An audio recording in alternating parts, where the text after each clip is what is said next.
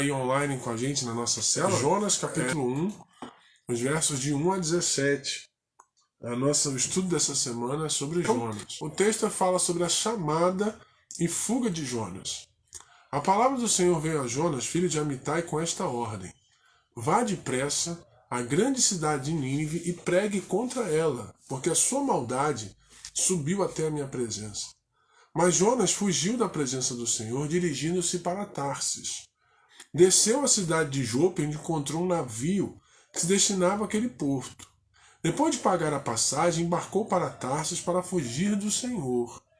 O Senhor, porém, fez soprar um forte vento sobre o mar e caiu uma tempestade tão violenta que o barco ameaçava arrebentar-se. Todos os marinheiros ficaram com medo e cada um clamava ao seu próprio Deus, e atiraram as cargas ao mar para tornar mais leve o navio. Enquanto isso, Jonas, que tinha descido para o porão e se deitado, dormia profundamente. O capitão dirigiu-se a ele e disse: como você pode ficar aí dormindo? Levante-se e clame ao seu Deus. E talvez ele tenha piedade de nós e nós não morramos. Então os marinheiros combinaram entre si: vamos tirar sortes para descobrir quem é o responsável por esta calamidade. Qual é a sua profissão? De onde você vem? Qual é a sua terra? A que povo você pertence? Ele respondeu: eu sou hebreu, adorador do Senhor, o Deus dos céus.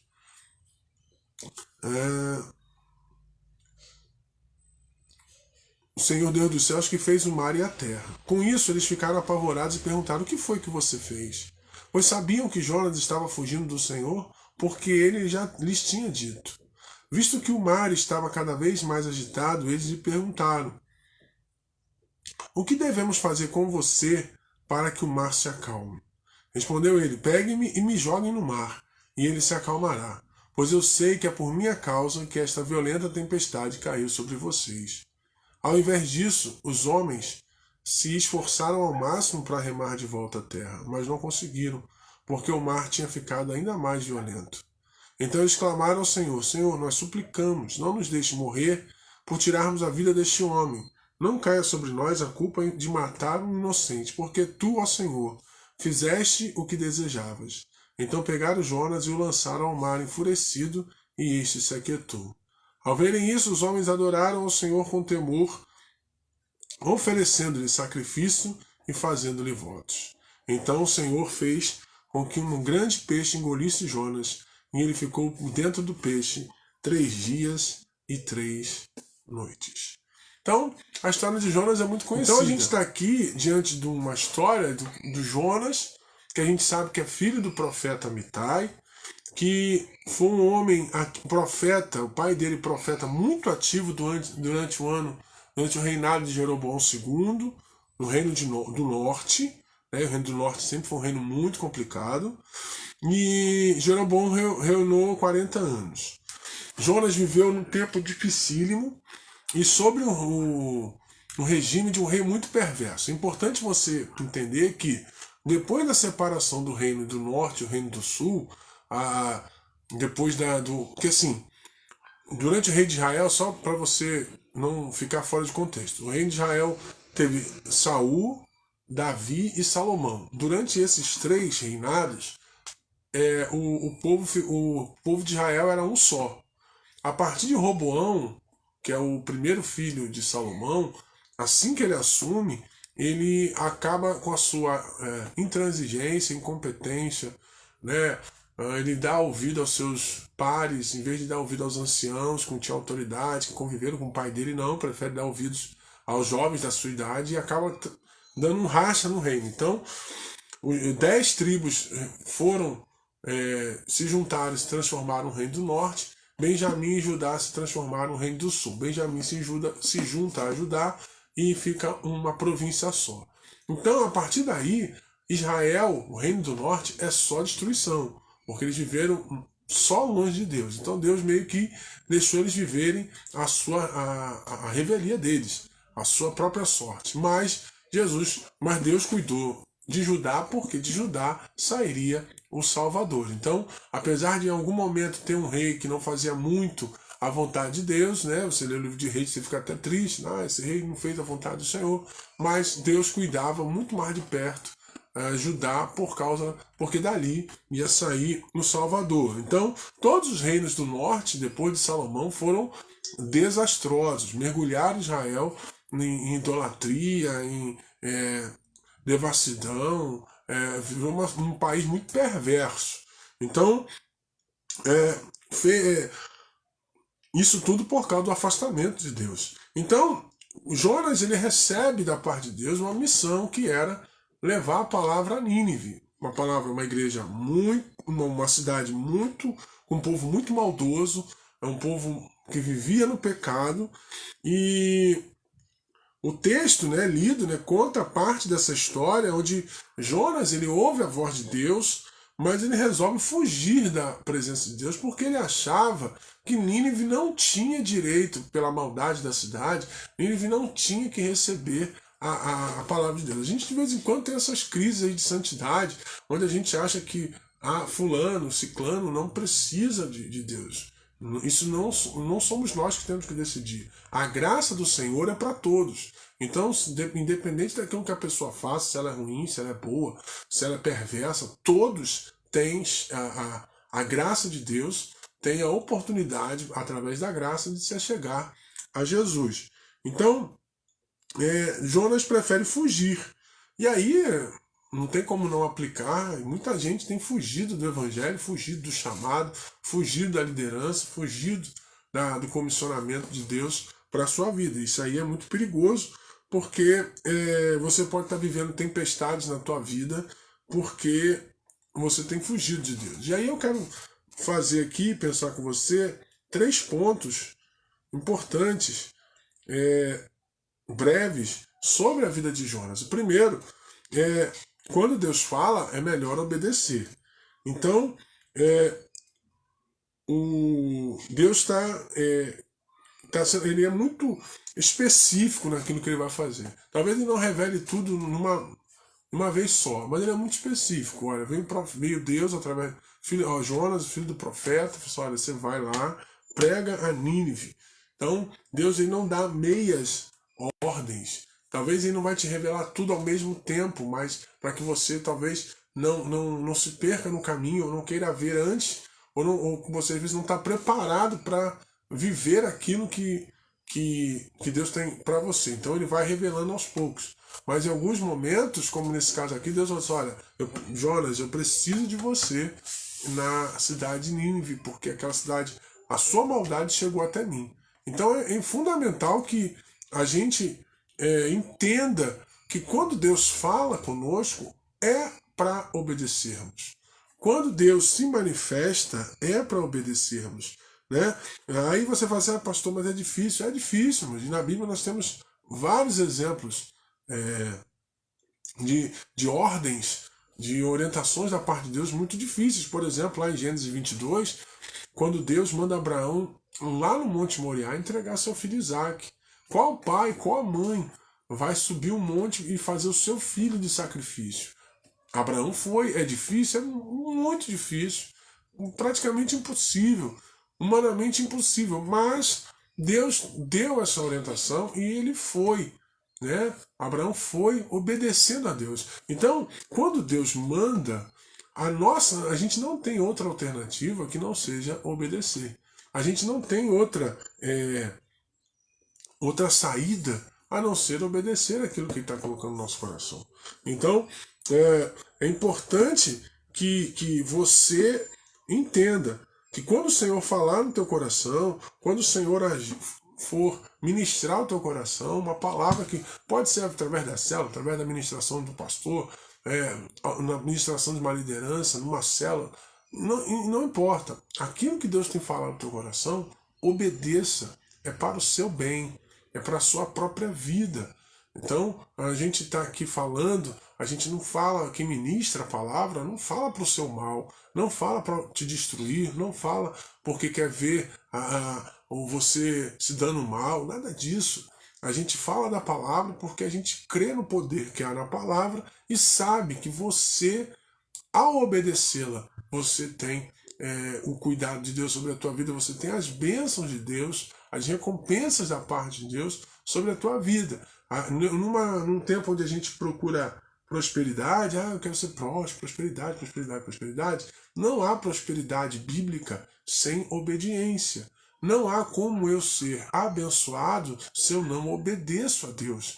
Então, quando o Senhor falar ao teu coração, por favor, em nome de Jesus, toma essa palavra para a tua vida e coloque em prática. Obedeça aquilo que Deus tem colocado no teu coração. A segunda coisa, Jonas viveu uma crise de oração, né? Porque em vez de ele orar ao Senhor e conversar com Deus, ele prefere a fuga. Ele prefere fugir, ele prefere se esconder, ele prefere colocar em risco a vida das pessoas. Então, é muito importante que a gente tenha esse cuidado de estar sempre em oração com o Pai. Porque quando nós não oramos, o que acontece quando a gente não ora? Quando nós não oramos, e aí Deus fala conosco, em vez de a gente responder para Deus, Senhor, eis-me aqui, a gente responde, Senhor, não conta comigo. Quando a gente não ora e está dizendo, não conte comigo, nós estamos perdendo o senso da direção de Deus para a nossa vida. Porque em vez de Jonas partir para Nínive, ele parte para o outro lado. Ele parte para Tarsis. E aí ele perde o senso da direção. Né? Ele não era o lugar, Tarsis não era o lugar indicado por Deus. E aí a ausência de oração também denota uma desobediência. Isso vai resultar numa desobediência ao Senhor. Então, Jonas, na verdade, ele estava vivendo uma crise de um relacionamento com Deus. Ele não orava e, por não orar, apesar de ter ministério, era um profeta, mas ao não orar, resolveu fugir em vez de obedecer a Deus. E aí, nisso que ele fugiu, ele perdeu o senso da direção, ele perdeu o senso da obediência a Deus, e essa desobediência causou prejuízo financeiro, porque nós lemos o texto aqui que as pessoas que estavam no barco jogaram suas cargas fora, então pessoas perderam dinheiro por causa de Jonas, as pessoas foram amedrontadas, quantas pessoas não passaram mal, quantas pessoas não foram afetadas na sua saúde, porque alguém desobedeceu, e o desespero, né, a saúde emocional já tinha ido, saúde mental já tinha ido embora, porque alguém escolheu desobedecer a Deus em vez de obedecê-lo. E aí, irmãos, é difícil quando... acredito que a questão mais complicada disso tudo é quando a gente acaba atingindo pessoas que nós amamos, né? Que nós amamos por causa da nossa desobediência. Eu sempre falo lá na igreja, o problema do pecado não é só o pecado em si, que já é muito grave, mas é o pecado, no caso da desobediência a Deus, ele atinge as pessoas que estão ao nosso redor. As pessoas que estão ao nosso redor, elas serão, infelizmente, serão atingidas pela nossa desobediência. Então Jonas, ele, ao não ir para Nínive e ir para Tarsis, ele colocou toda uma tripulação em risco, ele colocou os passageiros em risco, ele fez pessoas ter prejuízo, né? E ele estava dormindo, não era nem com ele. Tamanha disfarçatez, tamanho até o cinismo de Jonas, porque ele sabia que estava ali, e ele sabia por que da tempestade estava acontecendo. Então, quando ele vê todo aquele desespero, ele não se move, não move uma palha. E aí tem que acontecer quase uma tragédia. E tem gente que pode estar acontecendo tragédias, que elas não se movem. Eles não se voltam para Deus. A vida está caminhando mal, luta em cima de luta, problema em cima de problema, pesos em cima de pesos, e a pessoa acha que não é com ela, né? Quando na verdade é com ela. O fruto disso tudo é uma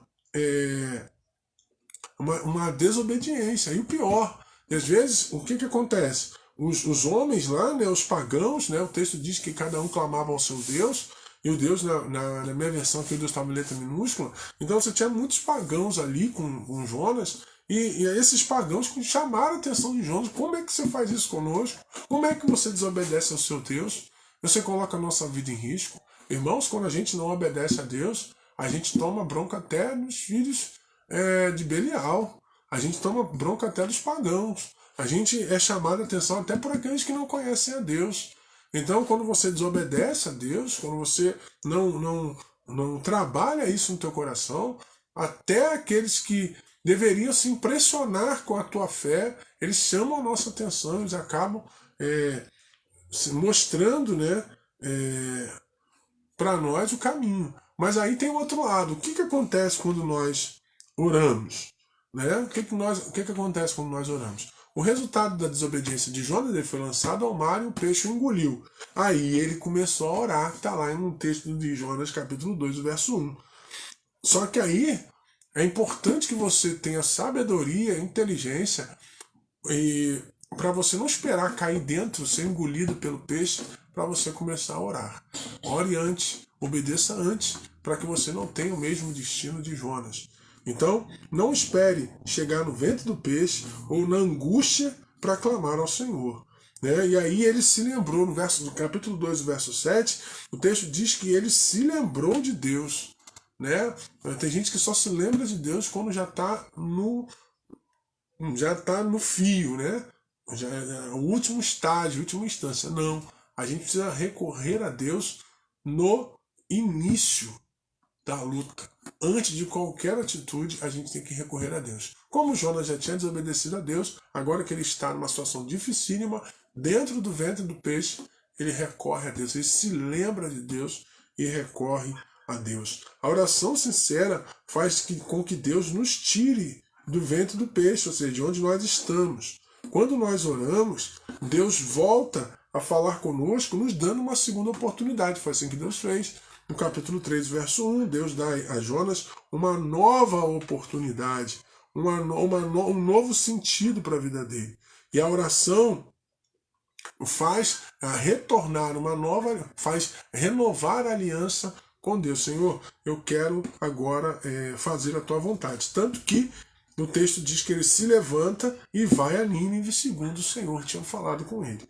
Então a oração ela restaura a aliança com Deus, ela restaura a obediência a Deus, ela renova as alianças com o Pai. Então a oração é fundamental. Então, quando você não tiver vontade de orar, não se engane. Ore mesmo assim. Porque quando eu deixo de orar, o velho homem, o homem orgulhoso, soberbo, arrogante, presunçoso, essas facetas que todo mundo tem um pouquinho disso, todo mundo tem um pouco de orgulho, de soberba, de arrogância, ela acaba dominando a nossa vida. E os resultados são drásticos, são ruins, são desastrosos. Então, a minha vida talvez possa ser melhor se eu perceber que eu estou mal com Deus e retornar, me reconciliar com Ele. E aí, isso depende do quanto que eu levo a sério a minha vida de oração. O quanto que você leva a sério a sua vida de oração? A sua oração tem sido levada a sério? A sua vida de oração tem sido levada a sério? Se tem sido levada a sério, amém. Essa palavra vai fortalecer teu coração. Agora, se você não tem levado a sério, é tempo de renovar a aliança com Deus através da oração. Então, para finalizar, enquanto todos estavam correndo, desesperados, Jonas estava lá, dormindo, estava lá fingindo que não era com ele.